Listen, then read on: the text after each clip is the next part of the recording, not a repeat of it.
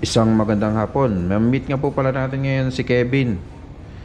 Siya yung Pinoy na nagre-refill ng oxygen dito sa Canada sa mga senior facilities ng Alberta. Bali ngayon kinukuha niya yung mga tangke mula sa second, third, fourth pababa rito sa elevator. Tapos hihilahin niya ulit papunta rito sa parkingan. Kasi dito niya re-refillan yung kanyang mga tangke ng oxygen. At yung truck niya nandyan lang sa likod ng garage door. Dami kang lalagyan ngayon Oo, dami. Ito yung lalagyan niya ng oxygen ngayon. Yan. So marami pa yan sa taas.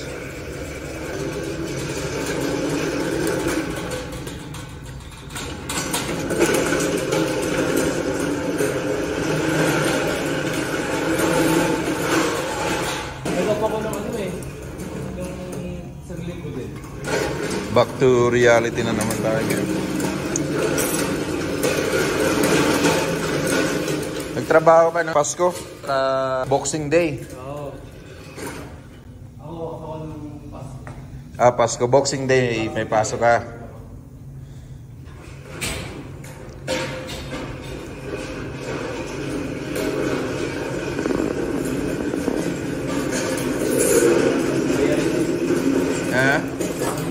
Daming bayar. Yun na lang ang buhay natin dito eh.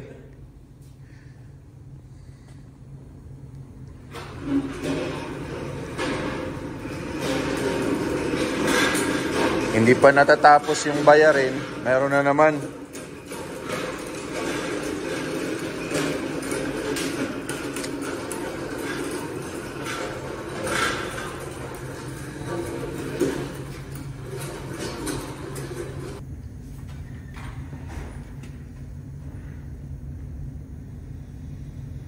Dami kang pawipirmahan ngayon?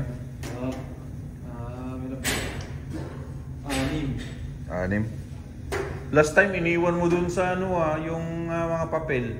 Oo. Dun sa ano yan, copy nila yan. Ay, copy ba nila yun? Oo, nakita ko eh. Sabi ko Naipon lang. hindi ba to, anong sabi ko importante? Binangit ko nga kay Tracy. Ayun. Naipon lang.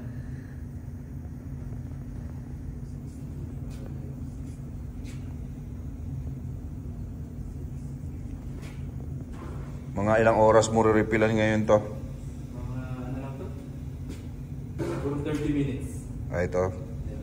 Dalawa naman Mahirap no? lang yung magbalik. Kung Oo. saka ibalik. Kaya nga. Mahirap.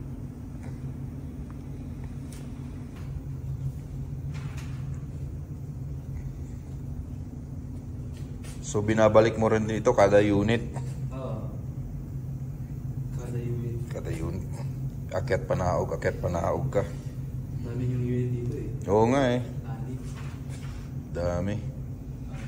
Buti nga itong pag-distribute ng medicine dito. Si Brad ang may hawak. Imbis na ako, sa kanya binigay kasi maaga siya umuwi ba.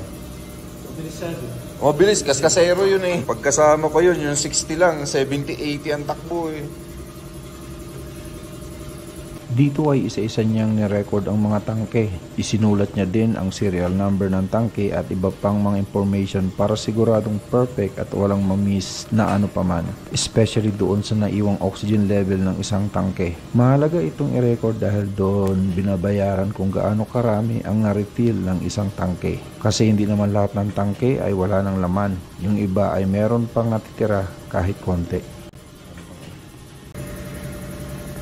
Tapos ang bagong taon, tulog. Okay. Yan. Patay ang ilaw. Simba. Tapos, Ayan. ano naman? Kami na nagsimba kami naman. Malapit sa inyo? Oo, let's say mga 10 minutes away siguro. Kumendo kami sa yan eh. Assumption ba yun? Okay. Nagsisimba rin kami dati doon. Doon. Oo. Nagsisimba kami.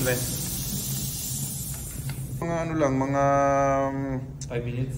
hindi naman, hindi mga 10 minutes din. Kasi mabagal lang ang takbo doon eh, pa ano-ano lang, paliko-liko ba? Tapos lalabas ka ng ano ng 14.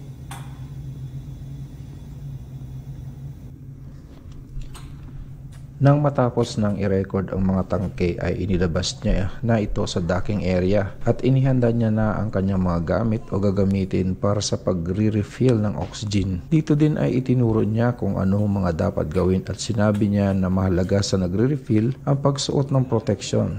Dahil delikado ito, pwede kang maputulan ng braso o daliri pag naputukan ka ng oxygen dahil pwede ma-frozen ang isang parte ng katawan na direktang tamaan nito.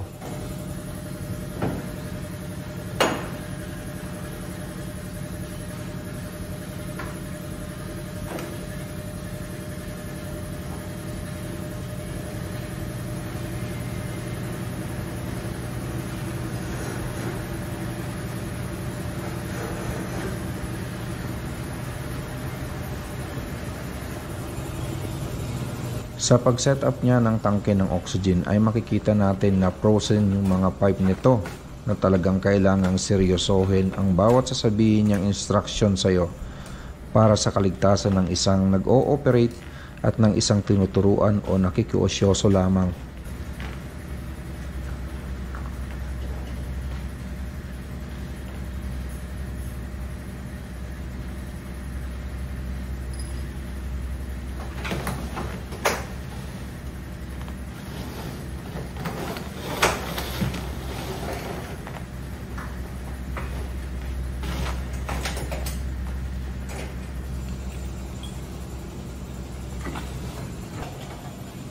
Dito nga ay nag-start na siyang mag-refill ng oxygen sa tangke.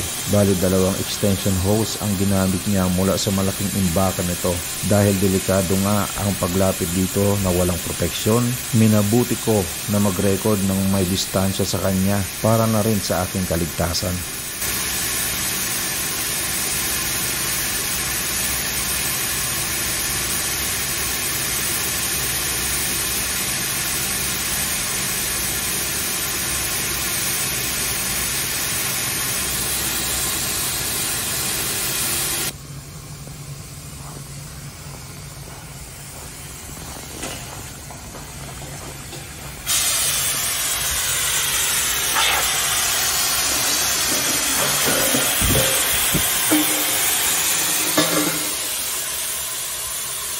Lamig na yun.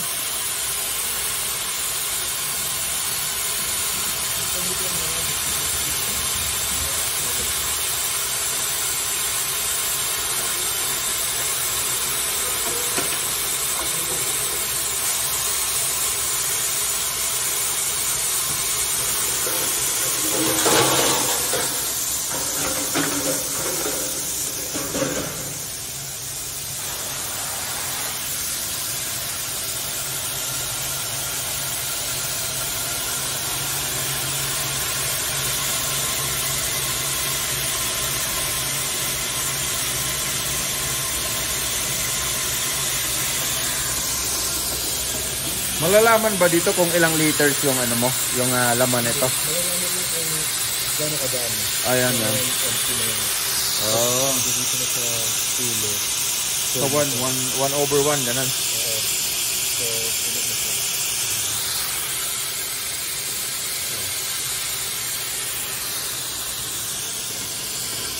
Ganito. Kaya nag-spray na siya. Mga ilang minuto bago mapuno? Wala pang 1 minuto eh, no? Parang wala pang 1 minuto.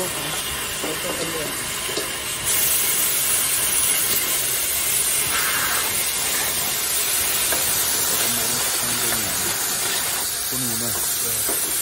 Sisilip na. Sisilip na. Dito na malabas yung sign. Malabas yung oxygen ba rin? Puno na.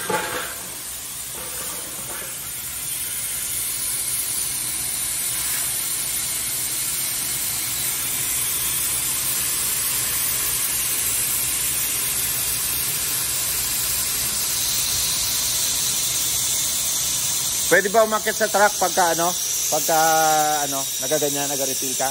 Tapos tingnan lang, no? Tingnan natin sa loob. Simple lang. So dito nakalagay yung mga oxygen. Ano, oh. So syempre yung nag-ooperate na to ay well trained para siguradong perfect yung pagkaka-operate o yung pagta-transfer magmula rito sa malaking container papunta roon sa main ano, sa maliliit na to.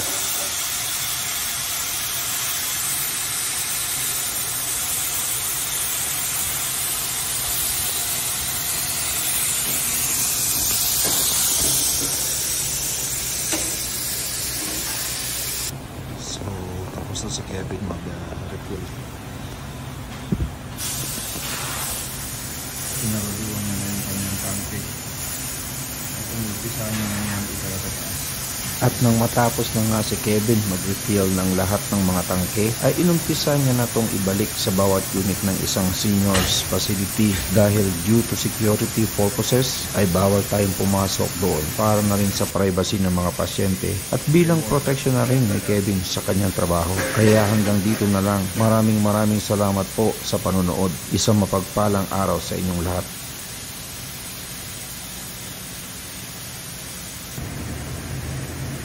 So yung mga tapos pinapalagay dyan dito sa